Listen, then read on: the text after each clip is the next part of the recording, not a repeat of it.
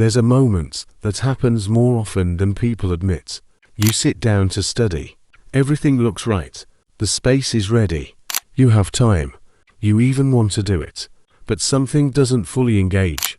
You read a sentence, then another, and it doesn't stay. Your attention drifts.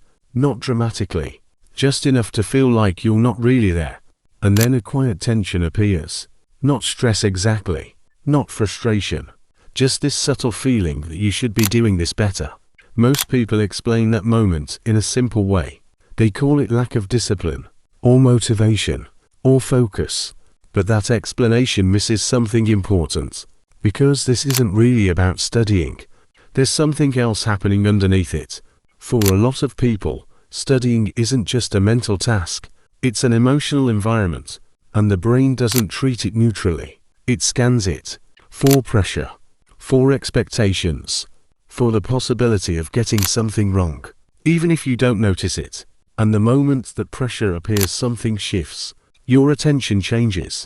Instead of exploring the material, your mind starts monitoring itself. Am I understanding this? Am I wasting time? Should this be easier? It's quiet, but constant. And part of your attention goes there. Not into learning, but into checking. Research shows something interesting. The brain learns best when it feels safe enough not to perform. When attention is open, not pressured, curious, not evaluated. But the moment even a small sense of pressure appears, the brain shifts into a different mode. Not learning mode, protection mode. And now part of your focus is no longer available, because it's busy trying not to fail. If you look a little deeper, this often didn't start today. For many people, learning was never neutral. It was connected to results, to expectations, to being right, sometimes even to being good. And over time, the brain adapts to that. It learns that effort means exposure, that trying means being evaluated. So now, even in a quiet room with no one watching, that same pattern can still activate. Not because something is wrong, but because your system learned to protect you. And it does that well. It keeps you alert, careful, attentive. But there's a trade-off. The same system that helps you avoid mistakes can make it harder to actually learn.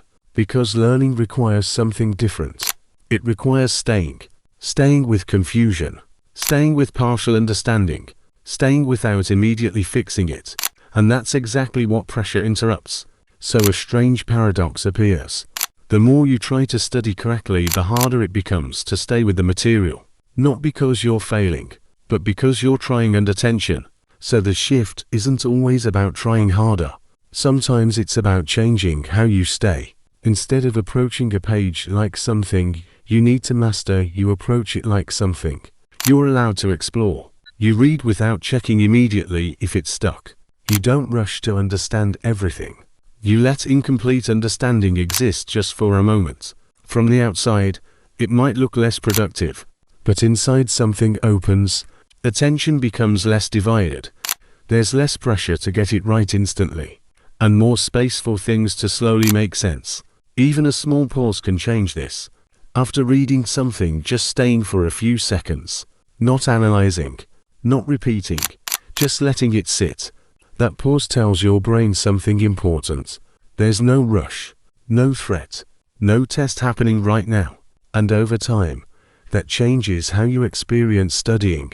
Not instantly, not dramatically, but quietly. It starts to feel less like something you have to succeed at and more like something that can unfold.